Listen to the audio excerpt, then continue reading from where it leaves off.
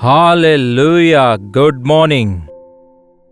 ಮತ್ತೊಂದು ಭಾನುವಾರ ಬಂತು, ಕರ್ತನ ದಿನ, ಹೌದಲ್ಲವೇ? ಕರ್ತನ ಸನ್ನಿಧಿಗೆ ಹೋಗಬೇಕು, ದೇವರ ಆಲಯದಲ್ಲಿ ದೇವಜನರೊಂದಿಗೆ ಸೇರಿ ದೇವರಲ್ಲಿ ಆನಂದಿಸಬೇಕೆಂಬ ಆಸೆಯೊಂದಿಗೆ ನಮ್ಮ ದಿನಚರಿಗಳನ್ನು ಪ್ರಾರಂಭಿಸೋಣ. ಬನ್ನಿ, ಒಂದು ಚಿಕ್ಕ ಪ್ರಾರ್ಥನೆ ಮಾಡಿಕೊಳ್ಳೋಣ. ಪರಿಶುದ್ಧ ದೇವರೇ, ನಿಮಗೆ ವಂದನೆಗಳು. ಮತ್ತೊಂದು ಭಾನುವಾರದಂದು ನಿಮ್ಮ ನಾಮದಲ್ಲಿ ಮತ್ತೊಂದು ಸಾರಿ ಕೂಡಿ ಬರುವುದಕ್ಕಾಗಿ, ನಿಮ್ಮ ಮಕ್ಕಳೊಂದಿಗೆ, ವಿಶ್ವಾಸಿಗಳೊಂದಿಗೆ ನಿಮ್ಮ ಆವರಣದಲ್ಲಿ ನಿಮ್ಮನ್ನು ಆರಾಧಿಸಲು ಭಾಗ್ಯ ಕೊಟ್ಟಿದ್ದೀರಿ. ಭಾನುವಾರದ ಪ್ರಾಮುಖ್ಯತೆ ಗ್ರಹಿಸಿಕೊಂಡು ನಮ್ಮ ಜೀವಿತ ಸಮರ್ಪಿಸಿಕೊಳ್ಳಲು ಸಹಾಯ ಮಾಡಿರಿ ಎಂದು ಕ್ರಿಸ್ತನ ನಾಮದಲ್ಲಿ ಬೇಡುತ್ತೇವೆ ತಂದೆಯೇ, ಆಮೇನ್. ಒಂದು ಕಾಲದಲ್ಲಿ ಒಂದು ಕೋರಸ್ ಹಾಡ್ತಾ ಇದ್ರು, don't be a Sunday go to meeting Christian ಎಂಬುದಾಗಿ. ಭಾನುವಾರ ಮಾತ್ರ ಆಲಯಕ್ಕೆ ಹೋಗುವಂತಹ ಕ್ರೈಸ್ತರಾಗಿರಬೇಡಿರಿ. ನೀವು ಯೇಸು ಕ್ರಿಸ್ತನನ್ನು ನಿಮ್ಮ ರಕ್ಷಕನಾಗಿ ಅಂಗೀಕರಿಸಿದ ನಂತರ, ದೀಕ್ಷಾಸ್ನಾನ ತೆಗೆದುಕೊಂಡ ನಂತರ, ಕರ್ತನ ಮೇಜಿನಲ್ಲಿ ನೀವು ಪಾಲ್ಗೊಂಡ ನಂತರ ನೀವು ದೇವರ ಸೊತ್ತಾಗಿದ್ದೀರಿ ಎಂದು ಗುರುತಿಸಬೇಕು. ದೇವರಿಗೋಸ್ಕರ ನಮ್ಮ ಜೀವಿತವನ್ನು ಉಪಯೋಗಿಸಬೇಕು. ರೋಮಪುರದವರಿಗೆ ಬರೆದ ಪತ್ರಿಕೆ 12ನೇ ಅಧ್ಯಾಯ 1ನೇ ವಚನದಲ್ಲಿ ಪೌಲನು ಹೇಳ್ತಾನೆ, ಆದದ್ದರಿಂದ ಸಹೋದರರೇ, ದೇವರ ಕನಿಕರವನ್ನು ನಿಮ್ಮ ನೆನಪಿಗೆ ತಂದು ನಿಮ್ಮನ್ನು ಬೇಡಿಕೊಳ್ಳುವುದೇನೆಂದರೆ, ನೀವು ನಿಮ್ಮ ನಿಮ್ಮ ದೇಹಗಳನ್ನು ದೇವರಿಗೆ ಮೀಸಲಾಗಿಯೂ ಮೆಚ್ಚಿಕೆಯಾಗಿಯೂ ಇರುವ ಸಜೀವ ಯಜ್ಞವಾಗಿ ಅರ್ಪಿಸಿರಿ. ಇದೇ ನಿಮ್ಮ ವಿವೇಕಪೂರ್ವಕವಾದ ಆರಾಧನೆಯು. ಏನಂತೆ? ಸಜೀವವಾಗಿಯೂ ಪರಿಶುದ್ಧವಾಗಿಯೂ ದೇವರಿಗೆ ಅನುಕೂಲವಾಗಿಯೂ ನಿಮ್ಮ ದೇಹಗಳನ್ನು ಆತನಿಗೆ ಸಮರ್ಪಿಸಿಕೊಳ್ಳಿರಿ. ನಾವು ಆತ್ಮದಲ್ಲಿ ಎಷ್ಟು ಹೆಚ್ಚು ಅಭಿವೃದ್ಧಿ ಆಗ್ತೇವೋ ಅದೇ ರೀತಿ ಶರೀರದಲ್ಲಿಯೂ ಕೂಡ ನಾವು ಆಶೀರ್ವದಿಸಲ್ಪಡ್ತೇವೆ. ಅಷ್ಟೇ ಹೆಚ್ಚಾಗಿ ನಮ್ಮ ಶರೀರಗಳನ್ನು ದೇವರಿಗೆ ಸಜೀವ ಯಜ್ಞವಾಗಿ ಸಮರ್ಪಿಸಿಕೊಳ್ತೇವೆ. ನಿಜವಾಗ್ಲೂ ಹೇಳಬೇಕಾದ್ರೆ ನಾವು ಏನ್ ಮಾಡಬೇಕಾದ್ರೂ ಶರೀರ ಬೇಕಲ್ಲವೇ? ಮಾತಾಡಬೇಕಾದ್ರೆ ಶರೀರ ಬೇಕು, ಬಾಯಿ ಬೇಕು, ನಾಲಿಗೆ ಬೇಕು.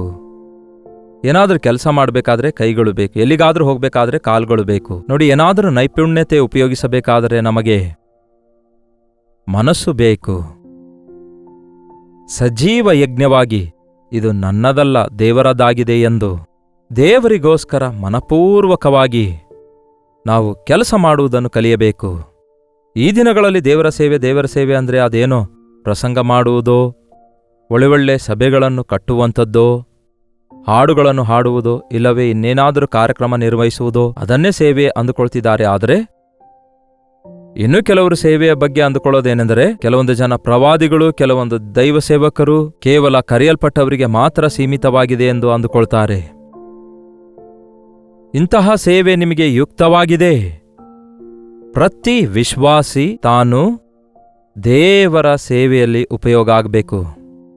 ನಿಮ್ಮ ಶರೀರವನ್ನು ದೇವರಿಗೆ ಸಮರ್ಪಿಸಬೇಕು. ನಿಮ್ಮ ತಲಾಂತುಗಳನ್ನು ಆತನ ಸೇವೆಯಲ್ಲಿ ಉಪಯೋಗಿಸಬೇಕು.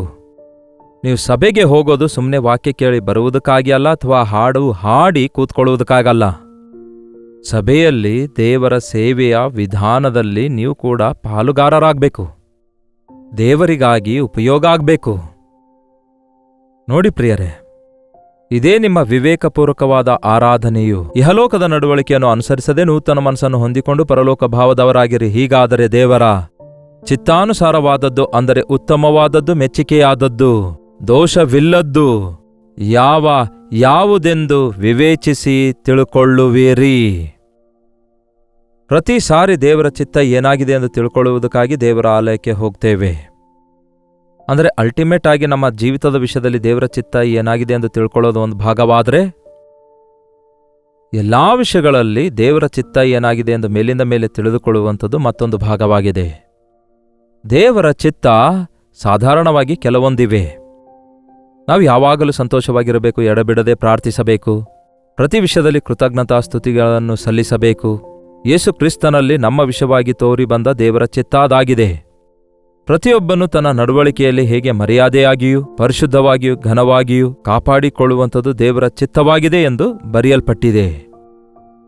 ಸಾಧಾರಣವಾಗಿ ನಾವು ದೇವರ ಚಿತ್ತ ಅನ್ನುವಾಗ ನಾವು ಸಂತೋಷವಾಗಿರುವುದು ದೇವರ ಚಿತ್ತವಾಗಿದೆ, ನಾವು ಕೃತಜ್ಞತರಾಗಿರುವುದು ದೇವರ ಚಿತ್ತವಾಗಿದೆ, ನಾವು ಯಾವಾಗಲೂ ದೇವರಿಗೆ ಪ್ರಾರ್ಥಿಸುವವರಾಗಿರಬೇಕೆನ್ನುವುದು ದೇವರ ಚಿತ್ತವಾಗಿದೆ. ನಮ್ಮ ಶರೀರಗಳನ್ನು ಪರಿಶುದ್ಧವಾಗಿಯೂ ಘನವಾಗಿಯೂ ಕಾಪಾಡಿಕೊಂಡು ದೇವಾಲಯವಾಗಿ ಇಟ್ಕೊಳ್ಳುವಂಥದ್ದು ದೇವರ ಚಿತ್ತವಾಗಿದೆ.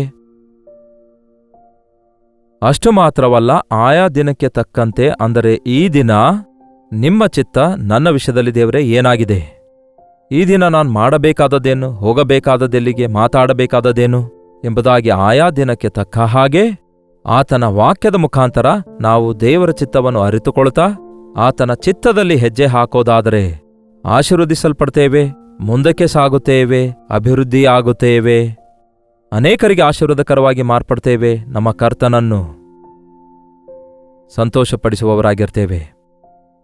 ಸಭೆಗೆ ಹೋಗುವ ನೀವು ಸಭೆಯ ಯಾವುದಾದರೂ ಕಾರ್ಯಕ್ರಮದಲ್ಲಿ ಏನಾದರೂ ಪಾಲುಗಾರರಾಗ್ತಿದ್ದೀರಾ? ದೀಕ್ಷಾಸ್ನಾನ ತೆಗೆದುಕೊಂಡು ಕರ್ತನ ಸಭೆಗೆ ವರ್ಷಗಳಿಂದ ಹೋಗ್ತೇನೆ ಅನ್ನುವವರು ದೇವರ ಸೇವೆಯಲ್ಲಿ ಪಾಲುಗಾರಿಕೆ ಹೊಂದುತ್ತಾ ಇದ್ದೀರಾ? ಅಷ್ಟಕ್ಕೂ ನಿಮ್ಮೊಳಗೆ ಯಾವ ತಲಾಂತಿದೆ ಎಂದು ನೀವು ಅರ್ಥಕೊಂಡಿದ್ದೀರಾ? ಯಾವುದಕ್ಕಾಗಿ ಕರ್ತನು ನಿಮ್ಮನ್ನು ರಕ್ಷಿಸಿದ್ದಾನೆಂದು ನೀವು ಗುರುತಿಸಿದ್ದೀರಾ? ಅದನ್ನು ತಿಳಿದುಕೊಳ್ಳುವುದಕ್ಕಾಗಿ ನಾವು ದೇವರ ಸನ್ನಿಧಿಯಲ್ಲಿ ಪ್ರಾರ್ಥಿಸಿಕೊಳ್ಳಬೇಕು. ವಾಕ್ಯ ನೋಡಿ, ಅಲ್ಲೇ 6ನೇ ವಚನ, ದೇವರು ನಮಗೆ ಕೃಪೆ ಮಾಡಿದ ಪ್ರಕಾರ ನಾವು ಬೇರೆ ಬೇರೆ ವರಗಳನ್ನು ಹೊಂದಿದ್ದೇವೆ. ಏನಂತೆ? ದೇವರು ನಮಗೆ ಕೃಪೆ ಮಾಡಿದ ಪ್ರಕಾರ ಬೇರೆ ಬೇರೆ ವರಗಳನ್ನು ಹೊಂದಿದ್ದೇವೆ. ದೇವರು ವರಗಳನ್ನು ಕೊಡ್ತಾರೆ, ನಮಗೆ ಟ್ಯಾಲೆಂಟ್ಸ್ ಕೊಡ್ತಾರೆ, ಒಂದು ಪ್ರತ್ಯೇಕತೆಯನ್ನು ಕೊಡ್ತಾರೆ. ದೇವರು ನಿಮ್ಮನ್ನು ಒಂದು ಪ್ರತ್ಯೇಕ ಕೆಲಸ ಮಾಡುವುದಕ್ಕಾಗಿ ರಕ್ಷಿಸಿಕೊಂಡಿದ್ದಾರೆ. ನಮ್ಮ ಮನೆಯಲ್ಲಿ ಎಷ್ಟೋ ಸಾಮಾನುಗಳು ಇರ್ತವೆ. ಎಲ್ಲ ಸಾಮಾನುಗಳು, ಎಲ್ಲ ಸ್ಪೂನ್ಗಳು ಒಂದೇ ಪ್ರಯೋಜನಕ್ಕಾಗಿ ಬಳಸೋದಿಲ್ವಲ್ಲ? ದೊಡ್ಡದಿರುತ್ತೆ, ಚಿಕ್ಕದಿರುತ್ತೆ, ಗಿಡ್ಡದಾಗಿರುತ್ತೆ, ಹೌದಲ್ಲವೇ?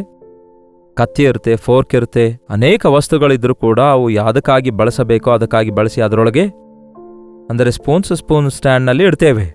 ಹಾಗೆ ಸಭೆಯಾದ ನಮ್ಮೆಲ್ಲರನ್ನು ದೇವರು ಕೂಡ ಉಪಯೋಗಿಸಿಕೊಳ್ಳುವುದಕ್ಕಾಗಿ ಪಾತ್ರೆಗಳಾಗಿ ನಮ್ಮನ್ನು ಸಿದ್ಧ ಮಾಡಿಕೊಂಡಿದ್ದಾರೆ. ನಾವು ಆತನ ಕೈಯಲ್ಲಿ ಉಪಯೋಗ ಆಗಬೇಕೆನ್ನುವುದು ದೇವರ ಪ್ರಣಾಳಿಕೆಯಾಗಿದೆ. ವಿವಿಧವಾದ ಕೃಪಾ ವರಗಳಿವೆ. ಹೊಂದಿದವರು ಪ್ರವಾದನೆಯ ರೂಪವಾಗಿದ್ದರೆ ನಿಮ್ಮ ವಿಶ್ವಾಸ ವರಕ್ಕೆ ತಕ್ಕ ಹಾಗೆ ಪ್ರವಾದಿಸಲಿ. ಅದು ಸಭಾ ಸೇವೆಯ ರೂಪದಲ್ಲಾಗಿದ್ದರೆ ಸಭಾ ಸೇವೆ, ಬೋಧಿಸುವವನು ಬೋಧಿಸುವುದರಲ್ಲಿಯೂ, ಬುದ್ಧಿ ಹೇಳುವವನು ಬುದ್ಧಿ ಹೇಳುವುದರಲ್ಲಿ ನಿರತನಾಗಿರಲಿ. ಏನಂತೆ? ಕೆಲವರಿಗೆ ಪ್ರವಾದಿಸುವ ವರ ದೇವರು ಕೊಟ್ಟಿದ್ದಾರೆ. ಪ್ರವಾದನೆ ವರ ಅಂದರೆ ಸುಮ್ಮನೆ ಪ್ರವಾದಿಸುವಂಥದ್ದಲ್ಲ, ಅದು ಪ್ರಾರ್ಥಿಸುವ ವರವಾಗಿದೆ. ಪ್ರಾರ್ಥನೆಯಲ್ಲಿ ಪ್ರವಾದನೆಗಳು ಹೊರಡುತ್ತವೆ. ಪ್ರವಾದನೆಗಳು, ಪ್ರಾರ್ಥನೆ ಮಾಡುವುದರಿಂದ ದೇವರ ಚಿತ್ತ ನಮ್ಮ ಬಾಯಿಂದ ನುಡಿಯುತ್ತೇವೆ, ದೇವರ ಚಿತ್ತ ಬಯಲುಪಡಿಸಲಾಗುತ್ತೆ. ಸಭೆಯೊಳಗೆ ನೀವು ಪ್ರಾರ್ಥಿಸುವಂಥವರಾಗಿರಬೇಕು. ಪ್ರಾರ್ಥನೆಯಿಂದ ಮನುಷ್ಯರನ್ನು ನಡೆಸುವವರಾಗಿರಬೇಕು. ಪ್ರಾರ್ಥನಾತ್ಮವುಳ್ಳವರಾಗಿ ಪ್ರಾರ್ಥನಾತ್ಮವನ್ನು ನಿಮ್ಮ ಸುತ್ತಲಿರುವವರಿಗೆ ಉಂಟು ಮಾಡುವವರಾಗಿರಬೇಕು, ಒದಗಿಸುವವರಾಗಿರಬೇಕೆಂದು ವಾಕ್ಯ ಹೇಳುತ್ತೆ. ನೀವು ಮೀಟಿಂಗಿಂತ ಮುಂಚೆ, ಮೀಟಿಂಗ್ ಆದ ನಂತರ ಪ್ರಾರ್ಥಿಸ್ತಿದ್ದೀರಾ? ನಿಮ್ಮ ಸಭೆಯಲ್ಲಿ ನೀವು ವೈಯಕ್ತಿಕವಾಗಿ ಪ್ರಾರ್ಥಿಸಿಕೊಳ್ತೀರಾ? ನೀವು ದೇವಾಲಯದಲ್ಲಿ ಪ್ರಾರ್ಥಿಸುವಾಗ ಜೊತೆ ಇರುವವರೊಂದಿಗೆ ಒಬ್ಬರಿಗೋಸ್ಕರ ಒಬ್ಬರು ಪ್ರಾರ್ಥಿಸುವುದನ್ನು ಅಳವಡಿಸಿಕೊಂಡಿದ್ದೀರಾ? ವಿಜ್ಞಾಪನೆ ಮಾಡುವುದನ್ನು ಅಳವಡಿಸಿಕೊಂಡಿದ್ದೀರಾ? ಇದು ಬಹಳ ಮುಖ್ಯ ಪ್ರಿಯರೇ. ಕೆಲವರಿಗೆ ಆ ಪ್ರತ್ಯೇಕತೆ ಇದೆ. ಅವರ ಪ್ರಾರ್ಥನೆ ಅನೇಕರನ್ನು ಬೆಳಗಿಸುತ್ತದೆ. ಅವರು ತಮ್ಮ ಹೃದಯದಲ್ಲಿ ಆಶೀರ್ವದಿಸಲ್ಪಡುತ್ತಾ ಅನೇಕರಿಗೆ ಆಶೀರ್ವಾದಕರವಾಗಿ ಮಾರ್ಪಡ್ತಾರೆ. ಏನಂತೆ? ನೀವು ಪ್ರವಾದಿಸುವುದಾದರೆ ಪ್ರವಾದನೆಯಲ್ಲಿಯೂ, ನೀವು ಸಭಾ ಸೇವೆ ಮಾಡೋದಾದರೆ ಸಭಾ ಸೇವೆ ಮಾಡುವವರಾಗಿರಿ. ದೇವರ ಆಲಯದಲ್ಲಿ ಅನೇಕ ಸೇವೆಗಳಿವೆ. ನೀವು ಆಶೀರ್ವಾದರ್ಸ್ ಅಂದರೆ ಆಲಯದ ಬಾಗಿಲು ಬಳಿಯಲ್ಲಿ ನಿಂತು ಜನರನ್ನು ಆಹ್ವಾನಿಸುವವರಾಗಿರಬಹುದು. ನೀವು ಒಳಗಡೆ ಬಂದವರನ್ನು ಪ್ರೀತಿಯಿಂದ ಮಾತಾಡಿಸಿ ಕುಡ್ರಿಸುವವರಾಗಿರಬಹುದು. ನೀವು ಆಲಯವನ್ನು ಸಿದ್ಧಪಡಿಸಿ ಕುರ್ಚಿಗಳನ್ನು ಇಲ್ಲವೇ ಅಲ್ಲಿರುವ ಉಪಕರಣಗಳನ್ನು ಶುಭ್ರಗೊಳಿಸಿ ಅವುಗಳನ್ನು ಸಿದ್ಧ ಮಾಡಿ ಆರ್ಗನೈಸ್ ಮಾಡುವಂಥವರಾಗಿರಬಹುದು. ಸಭೆಯೊಳಗೆ ನೀವು ಕನೆಕ್ಷನ್ಸ್ ಕೊಡುವವರಾಗಿರಬಹುದು. ಈಗ ಅನೇಕ ವಿಡಿಯೋ ಆಡಿಯೋ ಬಂದ ನಂತರ ಎಷ್ಟೋ ಕೆಲಸ ಸಭೆಯಲ್ಲಿ ಇರ್ತಿವೆ. Before the meeting, after the meeting, every ಚರ್ಚ್ನಲ್ಲಿ ಕೆಲಸ ಇವೆ ಅಲ್ಲವೋ? ಹಾಗಾದರೆ ನೀವು ಯಾವುದರಲ್ಲಾದರೂ ಇನ್ವಾಲ್ವ್ ಆಗ್ತಿದ್ದೀರಾ? ನಿಮಗಿರುವಂತಹ ಸೇವೆ ಯಾವುದೆಂದು ಗುರುತಿಸಿ ಸೇವೆಯಲ್ಲಿ ನೀವು ಪಾಲುಗಾರರಾಗ್ತಿದ್ದೀರಾ? ಯಾವುದಾದರೂ ಒಂದು ಕೆಲಸ ದೇವರ ಆಲಯದಲ್ಲಿ ನೀವು ಮಾಡಬೇಕು. ಯಾವ ಕೆಲಸ ದೇವರು ನಿಮಗೋಸ್ಕರವೆಂದು ನೇಮಿಸಿದ್ದಾರೋ ಆ ಕೆಲಸ ನೀವು ಮಾಡಬೇಕು. ನೀವು ಏನಂತೆ? ದೇವರ ಚಿತ್ತ ಏನಾಗಿದೆ ಎಂದು ಅರಿತುಕೊಳ್ಳಿರಿ ಎಂಬುದಾಗಿ ಕೂಡ ದೇವರ ವಾಕ್ಯ ಹೇಳುತ್ತೆ. ಬೋಧಿಸುವಂಥವರಾಗಿರೋದಾದರೆ ಬೋಧಿಸಬೇಕು. ಎಲ್ಲರೂ ಪ್ರಸಂಗಿಕರಾದರೆ ಕೇಳೋರು ಯಾರು? ಆದರೆ ದೇವರು ಕೆಲವರಿಗೆ ಬೋಧಿಸುವ ವರ ಕೊಟ್ಟಿದ್ದಾರೆ. ಬೋಧಿಸೋದಂದ್ರೆ ಪ್ರೀಚಿಂಗ್ ಅಲ್ಲ, ಇಟ್ಸ್ ನಾಟ್ ಲೆಕ್ಚರ್ ಮಾಡುವುದಲ್ಲ, ಏನೋ ಸುಮ್ಮನೆ ವಾಕ್ಯವನ್ನು ಸಾರಿ ಹೇಳುವಂಥದ್ದಲ್ಲ, ಬೋಧಿಸುವಂಥದ್ದು, ಅರ್ಥ ಆಗುವ ಹಾಗೆ. ಸಂಡೇ ಸ್ಕೂಲ್ ಟೀಚರ್ಸ್ಗಳಾಗಿರೋದಾದ್ರೆ ಪ್ರೀಚರ್ಸ್ಗಿಂತಲೂ ಸಂಡೇ ಸ್ಕೂಲ್ ಟೀಚರ್ಸ್ ಜವಾಬ್ದಾರಿಕೆಯೇ ಹೆಚ್ಚು. ಪ್ರೀಚರ್ಸ್ ದೊಡ್ಡವರಿಗೆ ಈಸಿಯಾಗಿ ಹೇಳ್ಬೋದು, ಆದರೆ ಮಕ್ಕಳಿಗೆ ಅವರಿಗೆ ಅರ್ಥ ಆಗುವಂತೆ ಹೇಳ್ತಾ ಅವರಿಂದ ಮಾಡಿಸ್ತಾ, maybe the Lord wants you to be a Sunday school teacher, a youth leader. ಒಂದು ಸ್ತ್ರೀಯರ ಮೀಟಿಂಗ್ನಲ್ಲಿ ಇತರರ ಬೇರೆ ಅನೇಕ ಸ್ತ್ರೀಯರಿಗೆ ನಿಮ್ಮ ಅನುಭವಗಳನ್ನು ಸಾಕ್ಷಿಗಳಿಂದ ಬೋಧಿಸುವುದಕ್ಕಾಗಿ ದೇವರು ನಿಮ್ಮನ್ನು ಆರಿಸಿಕೊಂಡಿದ್ದಾರೇನೋ. ಯಾವುದಾದ್ರೂ ಒಂದು ಕೆಲಸ ಸಭೆಯೊಳಗೆ ನೀವು ಮಾಡಬೇಕು. ಬೋಧಿಸುವವರಾಗಿರೋದಾದರೆ ಬೋಧಿಸುವುದರಲ್ಲಿಯೂ, ಬುದ್ಧಿ ಹೇಳುವವರಾಗಿರೋದಾದರೆ ಬುದ್ಧಿ ಹೇಳುವುದರಲ್ಲಿಯೂ. ಇದು ಬಹಳ ಪ್ರಾಮುಖ್ಯವಾಗಿದೆ ಪ್ರಿಯರೇ. ಎಲ್ಲಿ ಫಾಲ್ಟ್ ಇದೆ, ಎಲ್ಲಿ ಲೋಪ ಇದೆ, ಎಲ್ಲಿ ಕೊರತೆ ಇದೆ, ಯಾವುದು ಹೇಗಿದೆ ಎಂದು ಇತರರಿಗೆ ಎಚ್ಚರಿಕೆ ಅಂದರೆ ಗುರುತಿಸುವಂಥದ್ದು, ಜ್ಞಾಪಿಸುವಂಥದ್ದು, ಆರ್ಗನೈಸ್ ಮಾಡುವಂಥದ್ದು, ಓವರ್ಸಿಯರ್ ಆಗಿರುವಂಥದ್ದು. ಇದು ಬಹಳ ಪ್ರಾಮುಖ್ಯ ಪ್ರಿಯರೇ. ಸರಿಯಾಗಿ ಸೌಂಡ್ ಕೇಳಿಸಲಾಗ್ತಿದೆಯಾ? ಸಭೆಯೊಳಗೆ ಬಂದ ಜನರು ಸರಿಯಾಗಿ ಕಂಫರ್ಟೇಬಲ್ ಆಗಿ ಕೂತಿದ್ದಾರಾ? ಸಭೆಯೊಳಗೆ ಏನೆಲ್ಲ ಡಿಸಾರ್ಡರ್ ಆಗಿದೆ, ಯಾವುದೆಲ್ಲ ಕ್ರಮಹೀನತೆ ಇದೆ, ಯಾವುದು ಅವಶ್ಯಕವಾಗಿದೆ ಎಂದು ಗಮನಿಸಿ ಸಭೆಯನ್ನು ಸರಿಪಡಿಸಿ ಸಭೆಯ ಸೇವೆಯಲ್ಲಿ ಪಾಲ್ಗೊಳ್ಳುವುದಕ್ಕಾಗಿಯೇ ದೇವರು ನಮ್ಮನ್ನು ಆರಿಸಿಕೊಂಡಿದ್ದಾರೆ. ಇನ್ನು ಬಹಳಷ್ಟಿವೆ ಪ್ರಿಯರೇ. ದಾನ ಕೊಡುವವನು ಯಥಾರ್ಥ ಮನಸ್ಸಿನಿಂದ ಕೊಡಲಿ, ಹಿರಿತನ ನಡೆಸುವವನು ಆಸಕ್ತಿಯಿಂದ ನಡೆಸಲಿ, ಕಷ್ಟದಲ್ಲಿದ್ದವರಿಗೆ ಉಪಕಾರ ಮಾಡುವವನು ಸಂತೋಷವಾಗಿ ಮಾಡಲಿ. ನಾನು ಕೂಡ ಕೆಲವರಿಗೆ ಡಿಸಿಪ್ಲಿನ್ ಮಾಡುವುದಕ್ಕಾಗಿ ಸ್ವಲ್ಪ ಕಠಿಣವಾಗಿ ನಡ್ಕೊಳ್ಬೇಕಾಗತ್ತೆ. ಆ ಕಠಿಣತೆಯೊಂದಿಗೆ ಕರುಣೆ ಇರಬೇಕು, ಪ್ರೀತಿ ಇರಬೇಕು, ದಯೆ ಇರಬೇಕು. ಇತರರ ತಪ್ಪು ನೋಡ್ತಿರುವಾಗ ನಾನು ಎಲ್ಲಿ ತಪ್ಪು ಮಾಡ್ತೇನೆ ಎಂದು ನಿಮ್ಮನ್ನು ನೀವು ಪರಿಶೀಲಿಸಿಕೊಳ್ಬೇಕು.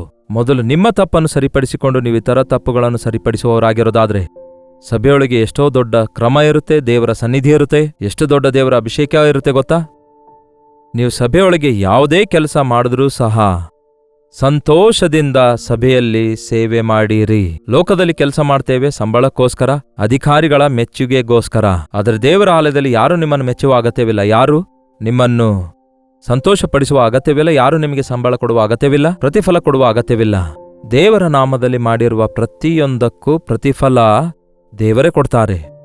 ಕರ್ತನಲ್ಲಿ ನೀವು ಪಟ್ಟ ಪ್ರಯಾಸ ವ್ಯರ್ಥವಲ್ಲ ಎಂದು ತಿಳಿದು ಕದಲಲಾರದೆ ಸ್ಥಿರಚಿತ್ತರಾಗಿದ್ದು ಯಾವಾಗಲೂ ಕರ್ತನ ಕಾರ್ಯಾಭಿವೃದ್ಧಿಯಲ್ಲಿ ಆಸಕ್ತರಾಗಿರಿ ಎಂಬುದಾಗಿ ದೇವರ ವಾಕ್ಯ ಹೇಳುತ್ತೆ. ಸಭೆಗೆ ಹೋಗೋದಷ್ಟೇ ದೊಡ್ಡದಲ್ಲ ಪ್ರಿಯರೇ. ಸಭೆಯೊಳಗೆ ಹೋಗಿ ದೇವರ ಸೇವೆಯಲ್ಲಿ ಪಾಲ್ಗಾರರಾಗಬೇಕು.